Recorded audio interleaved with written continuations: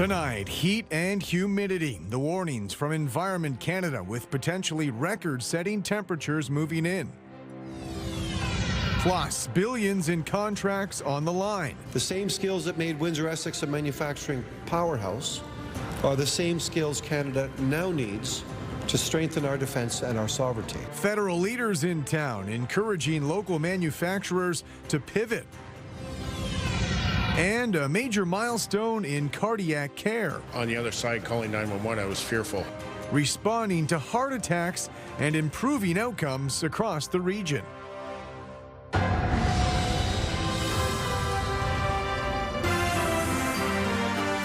CTV News with Stephanie Mazzotti. Good evening. Thanks for joining us. Stephanie is off tonight. I'm Carlyle Fiset. Chatham-Kent police say 2 people were rushed to hospital over the weekend with life-threatening injuries after a crash involving a motorized scooter. They say it happened just after 10 p.m. Saturday in Chatham. According to police, there were 2 men on the scooter, 41 and 28 years old. Investigators are asking anyone who may have seen the crash or has useful information to contact them. Provincial police say they've charged a man from Bell River accused of impaired driving while operating a golf cart.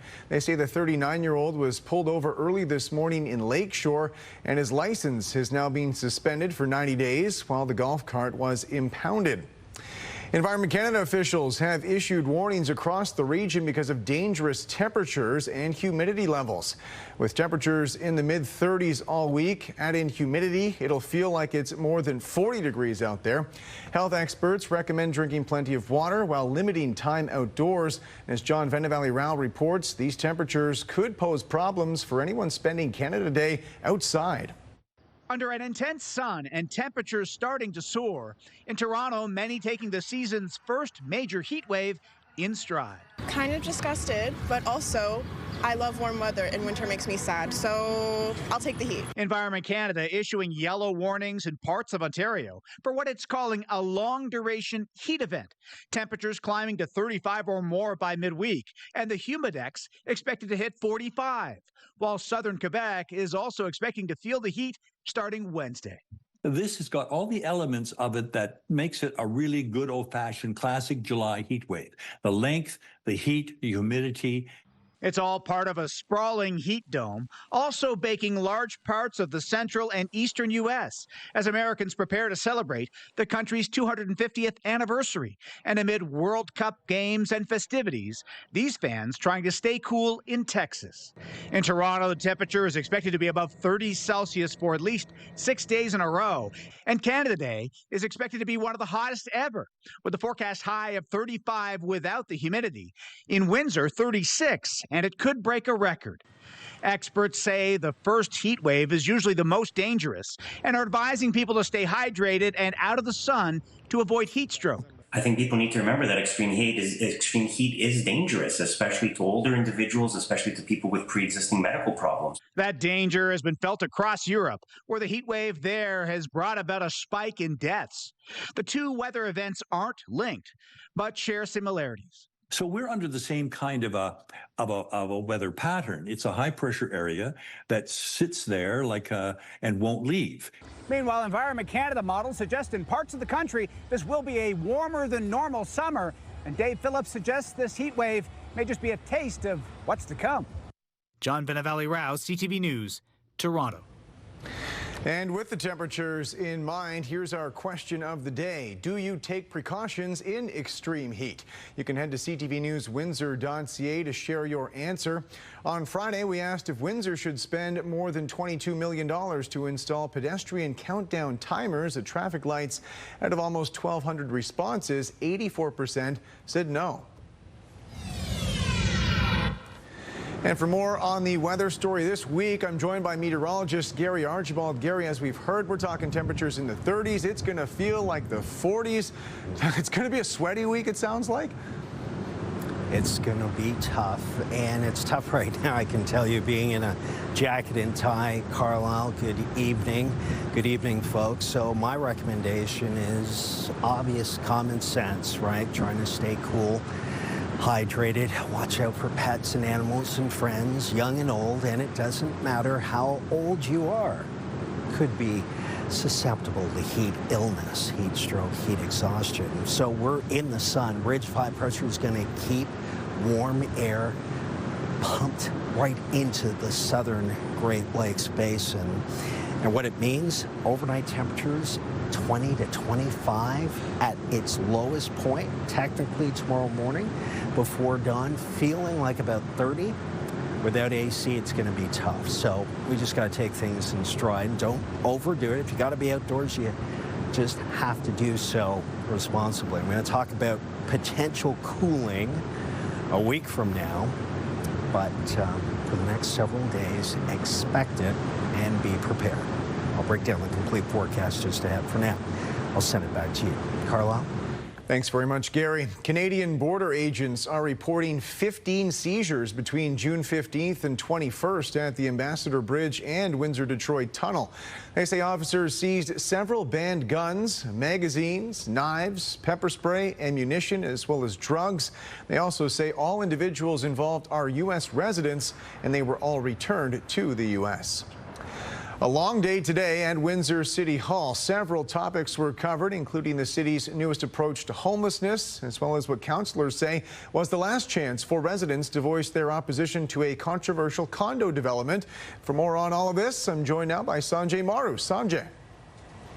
And Carlyle, far and away the longest discussion, lasting about 2 hours, centered around the village at the barn. This is an idea to turn the former Windsor Arena, which has been vacant for many years now, into a supportive housing facility for people experiencing homelessness and issues surrounding mental health and addiction. Today, Windsor City Council approving further study and design work for the village at the barn concept. The plan would convert the former Windsor Arena next to H4 into about 100 pod-style supportive housing units with on-site services. Now, this does not mean construction will begin. The project is currently estimated at $55 to $60 million.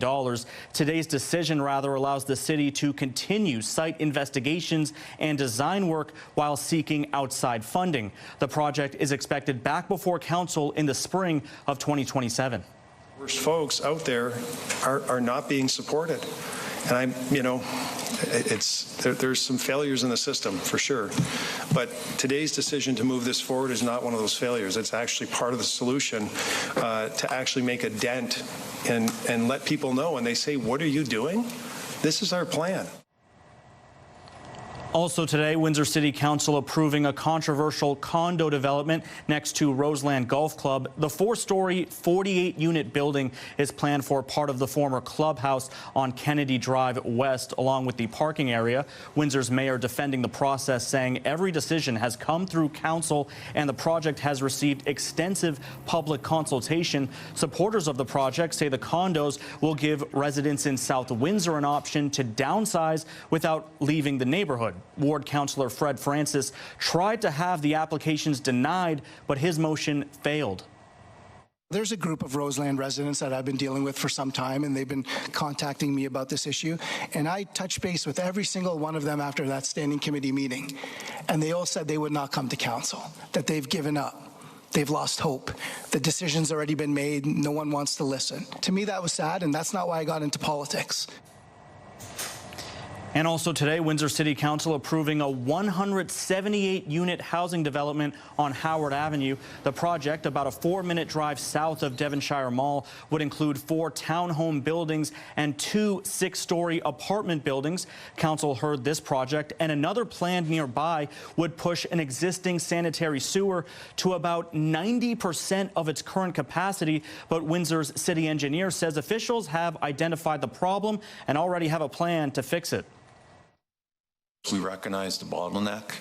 We got a game plan, a very good game plan to address that bottleneck within a 1.5-year time frame.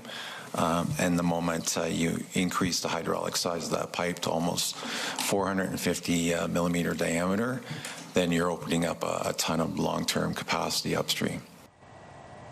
And extending into the evening, a lengthy discussion surrounding what should happen to Sandpoint Beach. Should swimming remain off limits? Should the beach reopen with fencing and controlled access? Or should the city move ahead with a major redevelopment? We'll break down what council decided tomorrow on CTV News. All right. Carlyle. Sanjay Maru, thanks very much. A Windsor City Councillor says he wants to give local business improvement associations a direct share of parking meter revenue. Ward 4 Councillor Mark McKenzie is proposing a 2-year pilot project allocating 10% of net on-street parking revenue to beautification projects and other community events specific to the BIAs where those fees are collected. A city report shows more than $2 million was collected from BIAs with paid parking in 2025, with about 60% funding operating costs. McKenzie suggests the project could encourage more BIAs to introduce paid parking while generating more revenue for improvements. City administrators say they'll consult with participating BIAs and bring a framework back to council for consideration. A new era for Canada's defence industry could start in Windsor, Essex. That's according to the federal defence minister, who shared that message with dozens of local manufacturers. For more on this, we're joined by Robert Lothian. Robert, what exactly was the minister pitching here? Yeah, the minister was clear. When it comes to retooling Canada's defense sector, opportunities are currently up for grabs. And given its manufacturing footprint, Windsor, Essex is a logical hub for this to happen. Now, I did have a chance to speak with some business owners who say that pivot to defense manufacturing is already underway. National Defense Minister David McGuinty making a pitch to Windsor, Essex businesses. The same skills that made Windsor, Essex a manufacturing powerhouse are the same skills Canada now needs to strengthen our defense and our sovereignty. The minister speaking to a room of more than 40 tool and machining companies, all interested in the relationships and knowledge needed to win defense contracts. Many of these companies are aware of where we're going and how we're moving forward. They're beginning to re-examine their engineering processes, their creative entrepreneurship. The federal government has laid out a $6.6 billion defense strategy. It aims to award 70% of defense contracts to Canadian firms. Opportunities could include ammunition, weapon systems, and armored vehicles. So all we're doing is expanding the number of companies that are going to be doing that defense work. We've already had some that are in it. There are some Windsor companies that are already in the defense sector. So if one can do it, 100 can do it. It is a big shift for sure, but it's not insurmountable.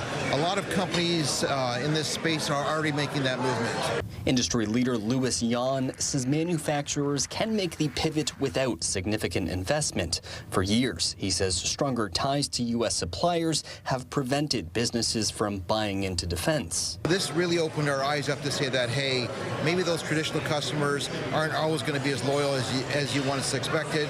So you look for opportunities in other areas to do the same things you're actually doing all along, only for different customers. Canadian manufacturers continue to bear the brunt of U.S. tariffs, specifically those targeting aluminum and steel. Increasing domestic demand could provide some relief. We're just not as busy as we once were. There's not as many opportunities. And looking at where the future's going, we're considering defense as to fill that gap as we open up capacity in different areas. McGuinty says supplying the Canadian Armed Forces is the priority, and then the focus will shift to supplying the global market. If we end up having a few companies in this region convert their operations to help achieve our defense objectives, they may very well then be well placed to serve the needs, sell their products, their processes, their research, their engineering to any one of the 31 other NATO alliance members. Now, businesses did not expect to leave here today with new contracts in hand. They are, however, now more confident that they've built the necessary relationships to make some successful bids towards federal contracts within the coming months. For now, I'll send it back to you. All right, Robert Lothian, thank you. And Minister McGuinty also visited Amherstburg today, touring the Canadian Coast Guard Search and Rescue Station. A big topic of conversation amid defense, the aging submarines that belong to the Navy. McGuinty says it's a lengthy process, but a big point of focus when choosing a supplier is job creation. It has a knock-on effect for companies right here in this greater Windsor area, where we have so many incredibly talented engineering, tool and die companies that can participate in this kind of contract. So I know both bidders have reached out to many suppliers in Canada for a supply chain which reaches deep into the Canadian economy, because this is about creating jobs. Officials say the new Costco location in Windsor's East End is on track to open in November. They say the steel structure is expected to be complete by the end of this week, with gas bar infrastructure already done. It's a $130 million development, with the surrounding infrastructure like roads and landscaping complete by now as well. According to the developer, that work came in under budget and ahead of schedule, crediting a partnership with the City of Windsor. We probably did it in 50% less the time than what it would typically take a municipality to do. So it was great, and hopefully they mirror these type of relationships in the future when they're doing these big projects, because it worked extremely well, and it was to the benefit of obviously the taxpayers. The former St. Paul's Church property in LaSalle has been sold for $1.2 million. Rock Developments purchased the property at Malden Road and Sprucewood Avenue, announcing plans to tear it down for a new commercial project. Demolition is expected to begin in early July. The developer says it will be designed with retail in focus, not residences, and most of the church's artifacts have already been removed by the diocese, with a commemoration in the works with the municipality.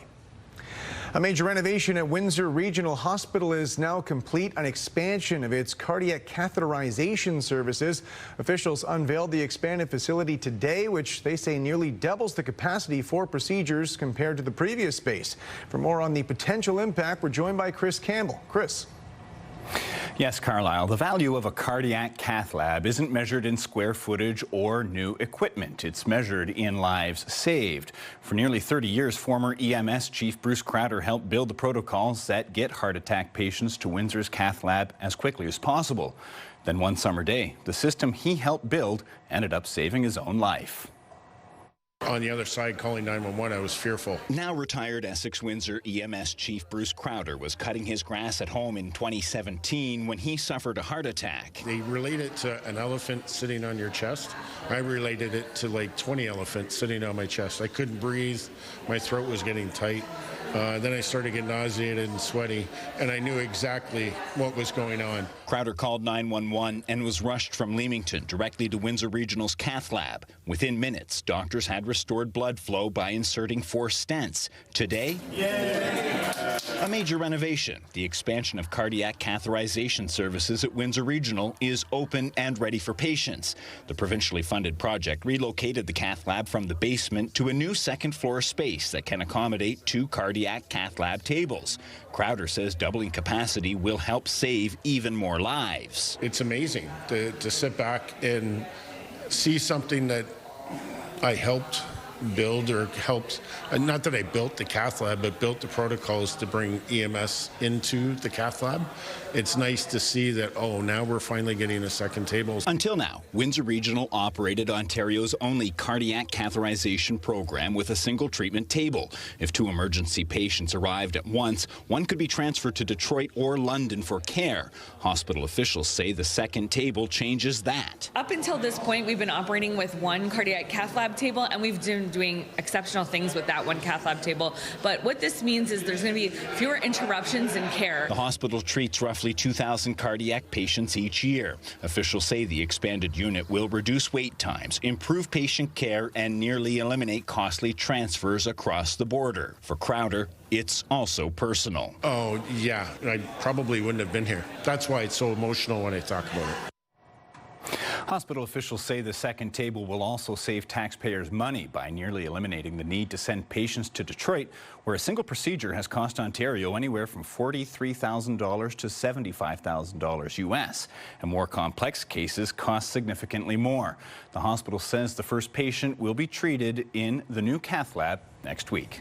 Carlyle? All right, Chris Campbell, thanks very much. Still ahead, Ottawa police investigating a murder-suicide after 2 children were found dead. Plus, Canada's World Cup celebrations after a historic victory, what it means for the sport across the country. An aftershock hit Venezuela today after last week's deadly earthquakes disrupting the search efforts for survivors. The 4.6 magnitude aftershock struck just north of the Venezuelan capital around 7 a.m. local time. Local authorities say rescue efforts have been nonstop trying to reach survivors.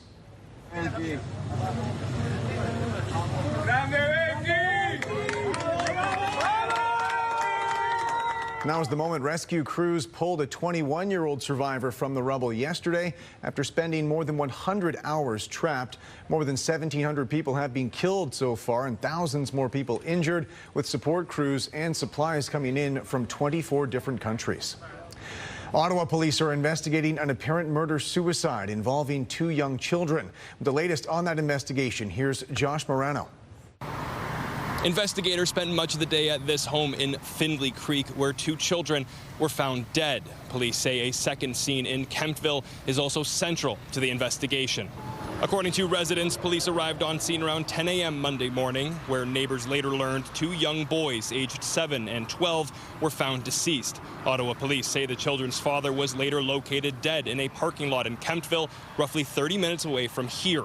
Investigators have determined the deaths were the result of a murder-suicide. Throughout the day, neighbors gathered outside the police tape, many struggling to comprehend how such a tragedy could happen in their neighborhood. It's horrible to hear it, for sure, My heart goes out for the family. We walk by every time, and come to the park right behind there. So it's, and we have kids as well, so.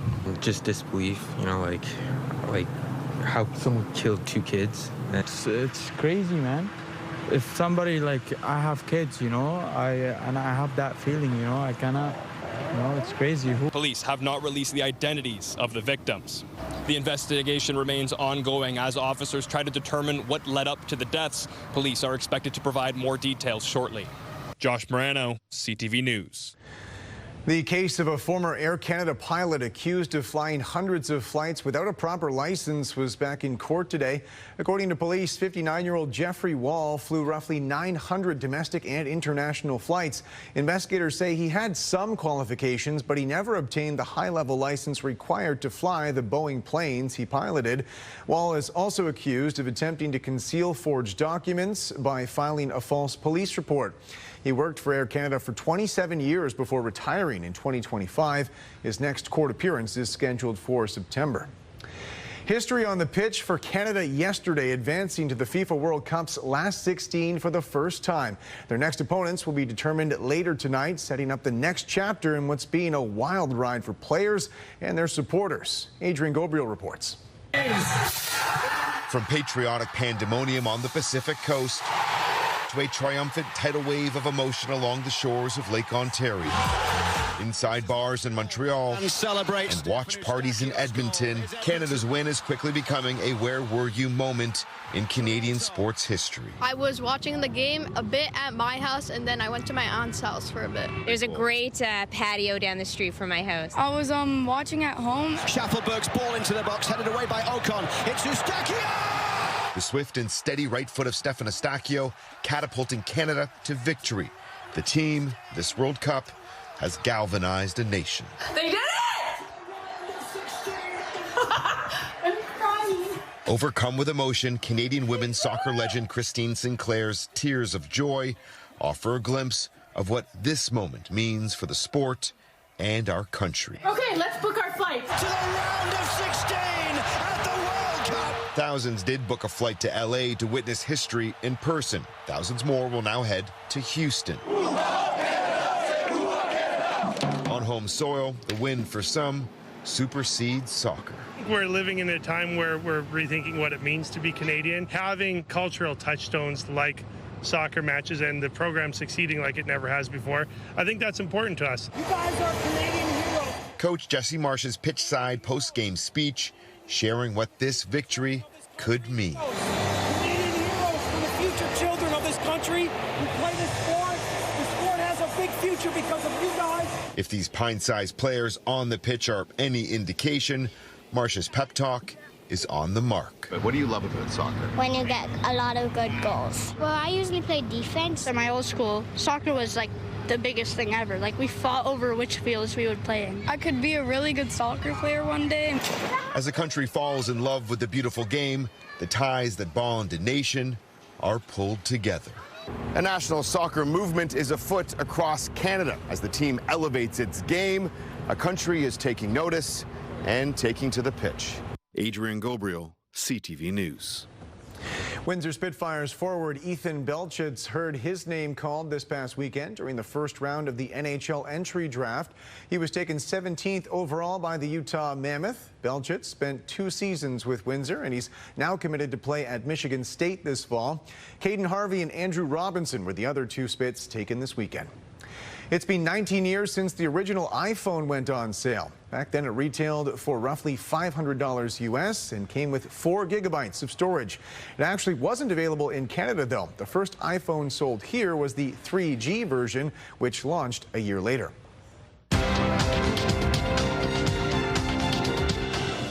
Canada's main stock index was down amid broad-based losses. The TSX fell 156 points. In New York, the Dow gained 307. The Nasdaq added 523. The Canadian dollar lost 1/10 of a cent. On commodity markets, gold fell $57 an ounce. Oil gained $1.50 a barrel. Coming up, how artificial intelligence is changing political campaigns and why experts are raising concerns. Let's take a look at our CTV News weather snapshot. Thanks to Mark Hewer for this great image. Will we see some cloud, bring us some rain to help cool us off? Or will it stay sunny and hazy and humid well above seasonal with the heat warning extended into the weekend?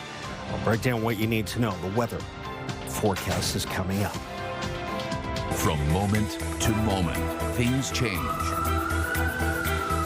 CTV News Windsor.ca is Windsor's #1 source for online news. Watch every story from wherever you are the moment it happens. CTV News Windsor.ca.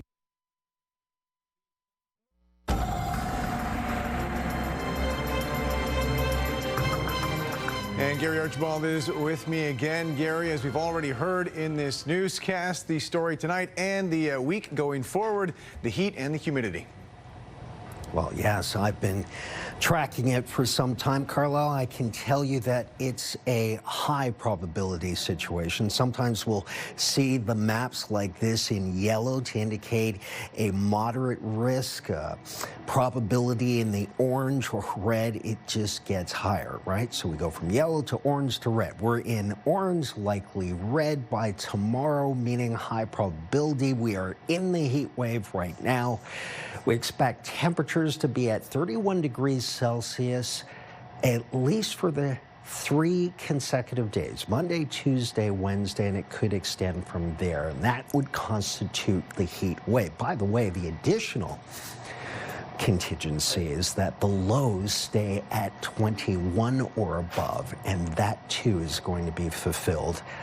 The probabilities are high. 31 today, 4 degrees above seasonal. So that's about 87 degrees, 88 Fahrenheit, feeling at one point at around between 2 and 3, like about 104. Air quality is still decent. That's likely to deteriorate, by the way. More on that a little bit later. Temperatures between 28 and 30 degrees Celsius. That's 82 degrees Fahrenheit in Chatham-Kent, 86 at the airport in Windsor. Hazy conditions, the story. It feels like 36, 38. Respectively, Chatham-Kent, Windsor, Essex. So it's steamy out there, to say the very least. And we are in the warm slot. Southern Ontario due east towards southern Quebec. The disturbance to the north and east of us stays to the north and east for showers in upper Michigan towards the Bruce Peninsula. Ridge of high pressure should keep us quiet. There's about a 30 to 40% chance of seeing showers tomorrow afternoon and maybe even a thunder shower or two. For now, it is warm, it is hot and humid. Tonight, still looking at temperatures that would be daytime highs, or at least average daytime highs, at around 10 o'clock. Partly cloudy through to midnight, mostly clear. 24 at midnight, feels like 33. Here's the breakdown for the next 7 days, courtesy of Intercare Cells. Calling for that slight risk of showers, thunderstorms. We will see sunshine in particular in the morning. 35 feels like 45, close to about 3:30 tomorrow afternoon. Canada Day, yay Canada, of course. 36 could feel like 43. Thursday. Looking at sunshine, 36, 35 on Friday with showers a possibility, 33, 30, and 30 Saturday, Sunday, Monday. Increasing cloudiness again the next 4 days. Very, very hot. Do take it easy. Carlyle?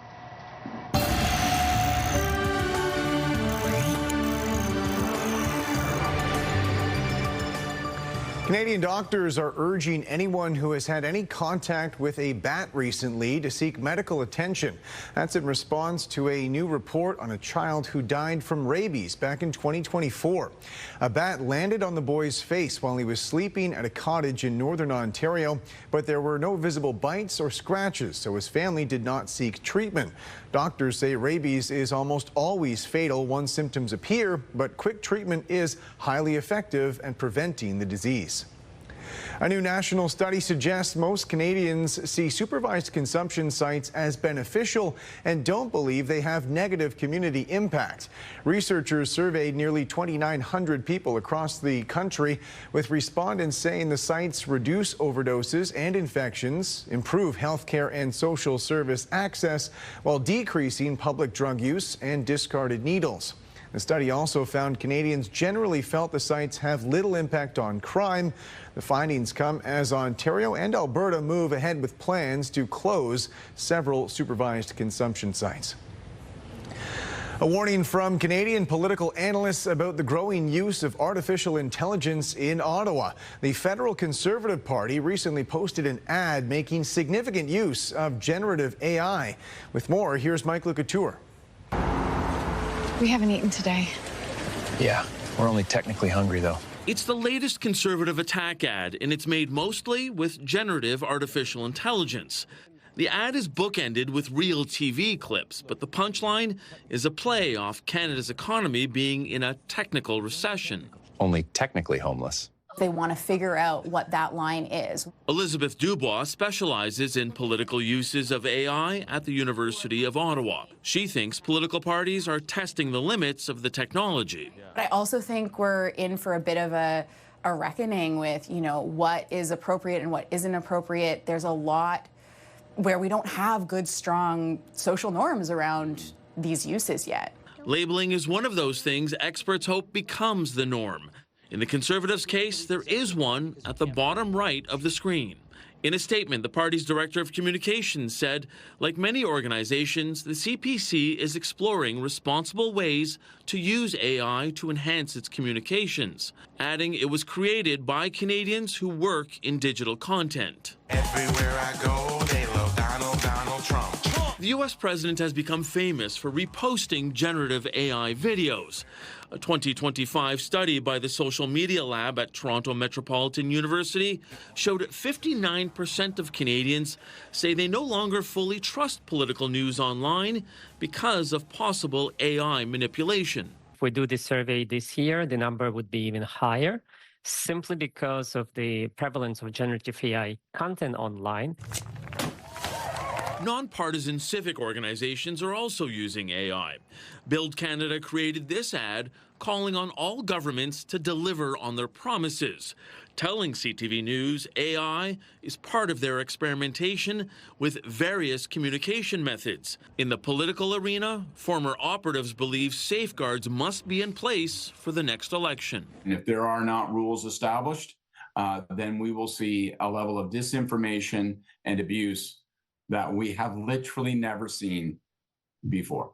The recently tabled Safe Social Media Act would require social media companies to label synthetically generated content on their platforms. It says nothing about political parties having to do so, despite a recommendation by Canada's chief electoral officer 2 years ago. Mike Lecouteur, CTV News, Ottawa. Still ahead, a tartan takeover. Thousands celebrate Scottish tradition at the Highland Games in Kingsville.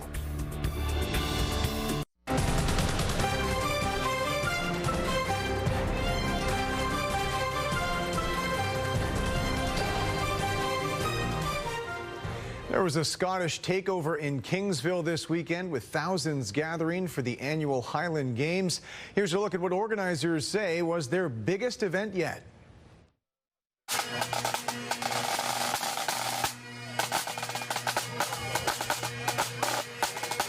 by far, this has been the most successful games that we've held.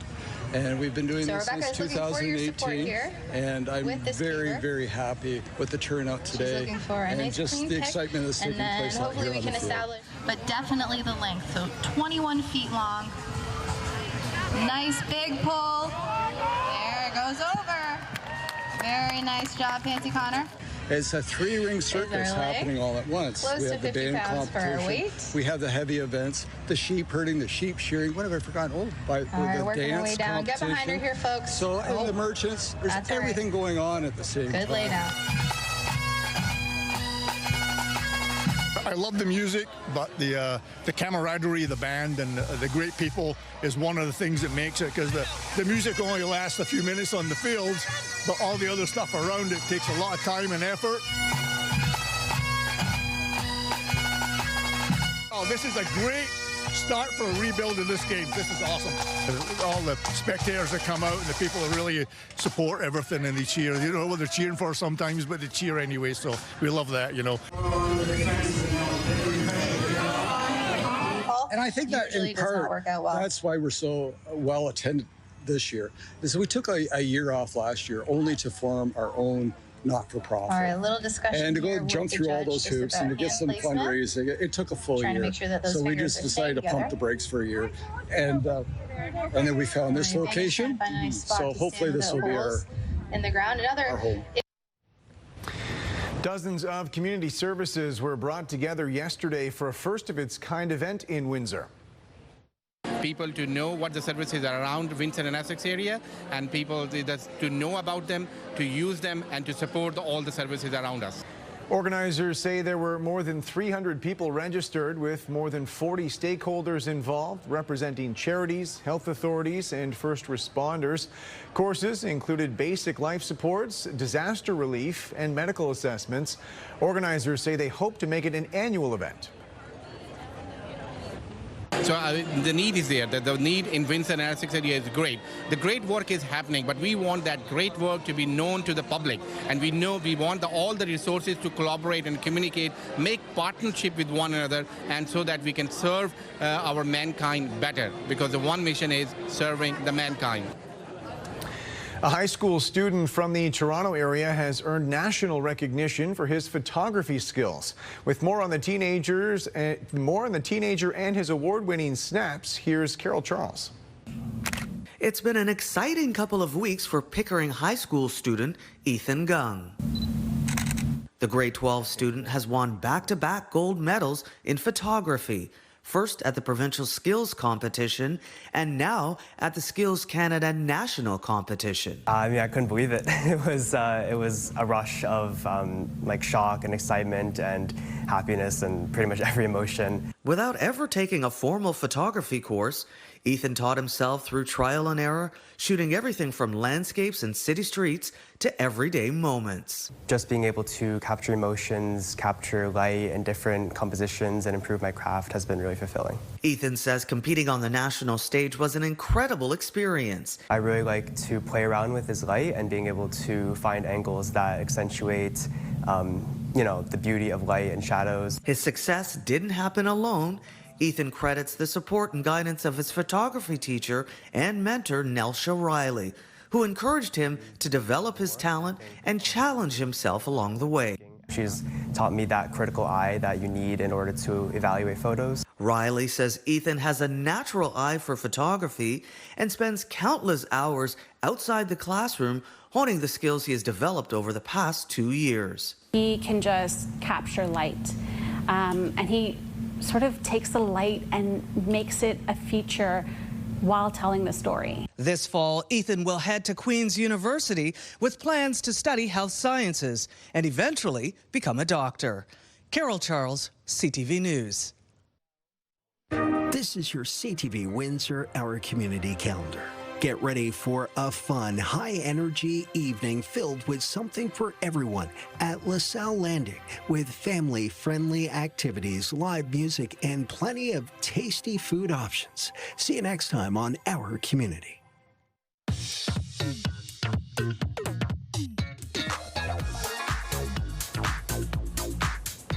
And Melanie Kentner joins us for Happening Now. Melanie, according to comments made at Windsor Council today, city officials are forecasting a nearly $5.5 million shortfall for the 2026 operating budget.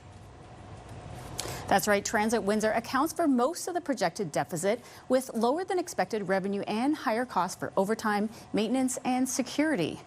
The city is also facing budget pressures from the fire department, overtime, and fuel costs. Favorable variances, including more revenue from penalties on overdue property taxes, are helping reduce the overall shortfall. Councillor Kieran McKenzie says the deficit is one of the results of Council's decision to approve a 0% tax increase. It's just important to remember and for everyone to recognize that this is, all of these things are connected, and we're at a point in that conversation where we're looking back at the choice that we made when we approved the budget, and this is now some of the outcomes of those decisions. We got those details online at ctvnewswindsor.ca. And we also have a story online, Melanie, a construction update for drivers. Yes, the city is giving drivers a heads up on more lane restrictions and ramp closures for EC Row Expressway this week. Eastbound EC Row will have overnight lane restrictions from Jefferson Boulevard to Lausanne Parkway, and the eastbound off-bound to northbound Lausanne Parkway will be closed. The work is ongoing until Wednesday from 8 p.m. until 6 a.m., weather permitting. And in our social spotlight, Noah Kahn made fans in Toronto take a pledge at his show. I solemnly swear. I will not shit my pants. So yeah, the singer asked fans to use the bathrooms and not the floor after hearing about an incident in Philly. He also posted on social media saying, "You guys got to understand there's a venue worker out there with a 1,000-yard stare after dealing with that." Trying not to do my own 1,000-yard stare right now after hearing that story, Melanie.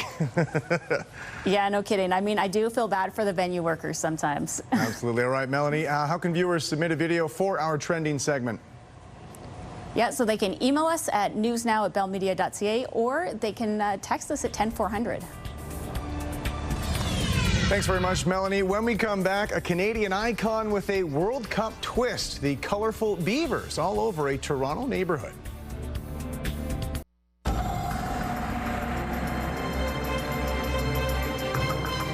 Well, and back with Gary Archibald now for one more look at the weather before we go tonight, Gary.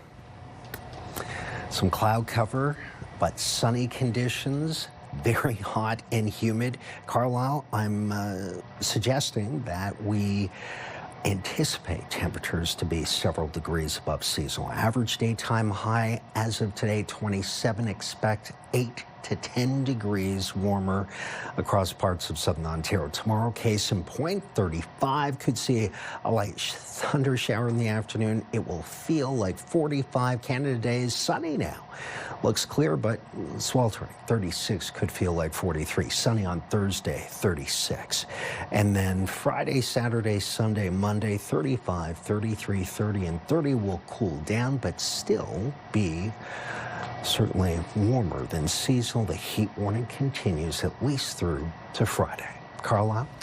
Thanks very much, Gary. And finally tonight, iconic Canadian critters appearing all over a Toronto neighborhood. It's part of an art installation tied to the World Cup. With more, here's Heather Butts.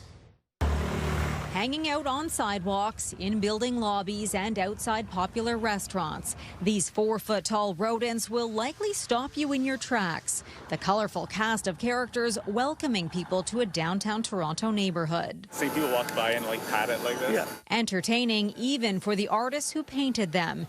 Jonas Lobo was proud to see the Portugal-inspired beaver he completed with his father on display. It's nice to be able to get involved and to be able to showcase my pride for my Portuguese heritage and Canada. The father-son duo, the only pair out of the dozens of artists selected to decorate these beavers, which honor the 48 countries participating in the World Cup, plus a few extras in celebration of the global event. It was nice to bring both of our approaches to art together. We used a lot of inspiration from Portuguese blue and white tiles, which is called Portuguese azulejo. An opportunity for the artists to work together, blending their love of culture, country, and sport. I coached soccer for 16 years and multiple teams, and participating this way in the World Cup gives me the illusion that I'm part of the big tournament. The sculptures were manufactured locally, then transformed.